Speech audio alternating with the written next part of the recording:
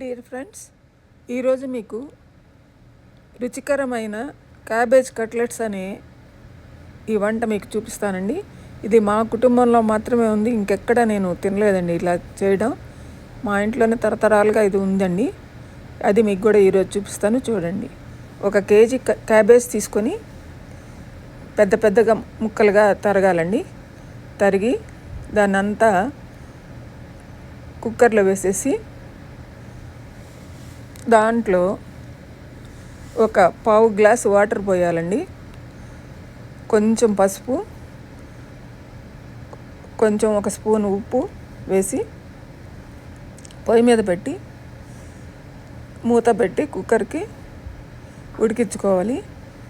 3 whistles వచ్చేదాకా cooker ఉడికిస్తే సరిపోతుందండి. తర్వాత దాన్ని అలాగే చల్లార్చుకొని మూత తీసి ఒక ప్లేట్లో వేసుకొని ఉంచుకుంటే తొందరగా చల్లారిపోతుంది. తరువాత 1 కప్పు కందిపప్పు, ఆ మసాలా దినుసులు వేసి ఒక బాండల్లో వేసి వేయించుకోవాలండి. 4 లవంగాలు, 2 కార్డమమ్స్, దాల్చిన చెక్క చిన్న ముక్కలు 2-3 వేసి వేయించుకోవాలి. మరీ ఎర్రగా వేగనవసరం లేదు, దోరగా వేగితే సరిపోతుంది. తర్వాత దాన్ని మిక్సీ వేసుకోవాలండి మెత్తగా.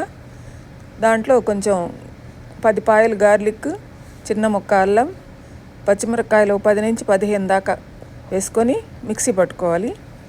అది బాగా మెదిగిన తర్వాత ఇప్పుడు మనం చల్లార్చి ఉంచుకున్న ఈ క్యాబేజీ కూడా వేసుకొని మిక్సీ పట్టుకోవాలండి. మరీ మెత్తగా రానవసరం లేదు క్యాబేజీ, కొంచెం పూర్తిగా మెతకపోయినా పర్వాలే. పిండి మాత్రం కొంచెం కందిపప్పు పిండి మాత్రం ముందుగా మెదిగించుకోవాలండి. వేరువేరుగా మిక్సీ పట్టుకొని కలుపుకున్నా సరిపోతుందండి. ఇవన్నీ వేసుకొని ఈ విధంగా ఒక పెద్ద దాంట్లో వేసుకొని అన్నీ కలుపుకోవాలి. తర్వాత తరిగి పెట్టిన ఉల్లిపాయ ముక్కలు, పెద్ద ఉల్లిపాయ ఒకటైతే సరిపోతుంది, అవి వేసుకొని